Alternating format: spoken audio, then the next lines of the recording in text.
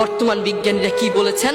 বর্তমান বিজ্ঞানীরা বলেন একজন সুস্থ মানুষকে, একজন জীবন্ত মানুষের হাত পা ধরে ভেঙে দিলে একজন জীবন্ত মানুষ যতটুকু কষ্ট পায়, একজন মা তার চেয়েও বেশি কষ্ট পায় তার সন্তানকে জন্ম দেওয়ার সময়। আল্লাহু আকবার। এরপরেও কেন আমাদের মায়ের প্রতি ভালোবাসা নেই? কেন আমাদের মায়ের প্রতি ভালোবাসা নেই? একদিন আব্দুল্লাহ ইবনে ওমর রাদিয়াল্লাহু তাআলা আনহু কাবার পাশে দাঁড়িয়েছিলেন। তিনি দেখলেন একজন যুবক তার মাকে কাঁধে করে করে তাওয়াফ করাচ্ছে।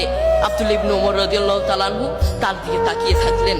এরপর যুবকটি আব্দুল্লাহ ইবনে ওমর রাদিয়াল্লাহু তাআলা আনহুর কাছে এসে বললেন, আমি কয়েকটা বছর এভাবে আমি আমার মাকে কাঁধে করে বেড়াই, আমি আমার মাকে বাথরুমে নিয়ে যাই কাঁধে করে, আমি আমার মাকে খাওয়াতে নিয়ে যাই কাঁধে করে, প্রত্যেকটা জায়গায় আমি আমার মাকে এভাবে কাঁধে করে নিয়ে যাই। আপনি বলুন, আপনার কাছে আমার প্রশ্ন, আমি কি আমার মায়ের হক আদায় করতে পেরেছি? আমি কি আমার মায়ের হক আদায় করতে পেরেছি? আব্দুল্লাহ ইবনে ওমর রাদিয়াল্লাহু তাআলা আনহু কি বললেন জানেন? তোমার মা তোমাকে জন্ম দেওয়ার সময় কয়েক হাজার কষ্টের নিঃশ্বাস ছেড়েছে।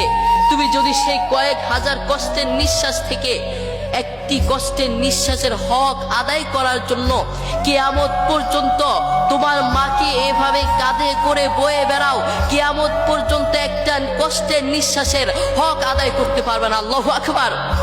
দেখেছেন মা আমাদের জন্য কত কষ্ট করেছেন। নিজের জীবনের চেয়ে তার সন্তানেরকে ভালোবাসেন। অন্য কারো দিকে না তাকালেও নিজের সন্তানের দিকে তাকান।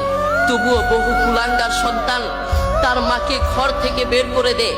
বহু কুলাঙ্গার সন্তান তার মায়ের উপর আঘাত করে থাকে। আরে আমি তো আমার পক্ষ থেকে বলতে চাই, যারা তার মাকে ঘর থেকে বের করে, যে অযোগ্য সন্তান, যেই নাফরমান সন্তান, যেই কুলাঙ্গার সন্তান তার মাকে ঘর থেকে বের করে, ওটা সন্তান হতে পারে না। আসমানের নিচে জমিনের রূপে ওই সন্তানের মতো নাফরমান আর কে হতে পারে?